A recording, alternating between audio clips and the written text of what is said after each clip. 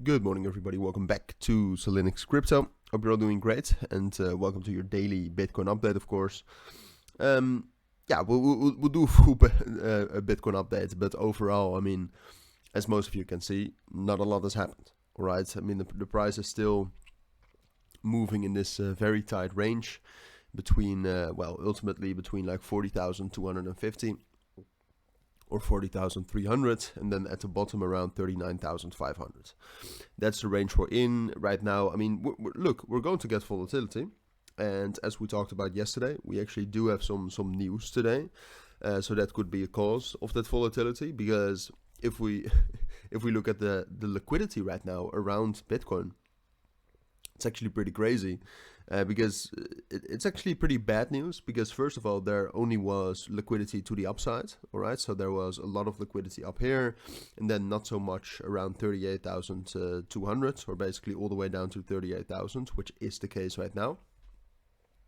But right now, I mean, there's still more liquidity around 42,000, but the big question is can we get there, all right?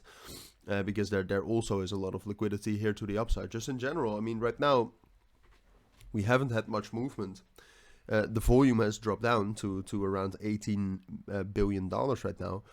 But that volume is going to increase. And whether it's going to be today, I don't know. Whether it's going to be this weekend, look, that's something we'll have to see. But in general, we're going to get volatility.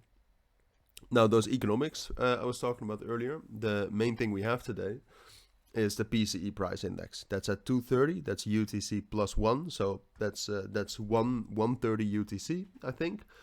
And then you'll have to do the math, or you have to look up myfxbook.com, and there you can see everything. But this is basically like an inflation rate. So this could make the price of Bitcoin move.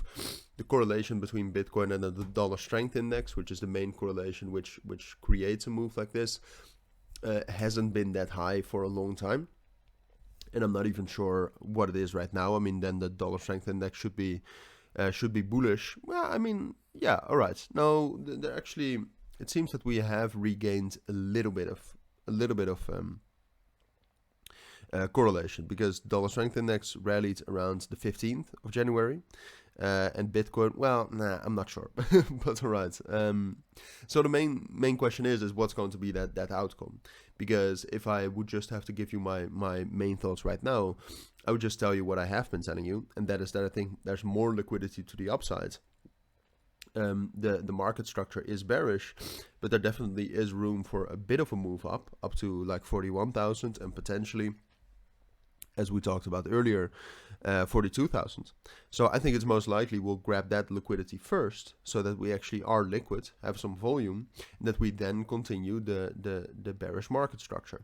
So that's what I think is most likely. And to be fair, I mean, the correlation between the dollar strength index and Bitcoin doesn't seem to be that high. All right, so the outcome of this news might actually make the price move, right? So if this is higher than expected, that's bearish, and if it's lower than expected, that's bullish. But I don't think it's going to mix up, and I don't think it's going to change the general market structure. I think that's going to stay with this. I think this is still most likely. It's just waiting. I mean, essentially, it's waiting for a breakout. All right, it's waiting for a breakout out of this tight range. Like I said, I think it's most likely we'll get a bit of a bullish breakout, but that's something we'll have to see. All right, so I'll keep you updated. This is still what I think is most likely, but now at least you know what's going on, what you need to know, and in general, the direction. All right. So if you do have any questions, and of course, let me know. Don't forget to check out my premium and signal group as well down in the pinned comment and the description. That's up to you. We're still trading and making money in there, so could be interesting. Like I said, that's up to you. For now, thank you for watching. Take care and bye.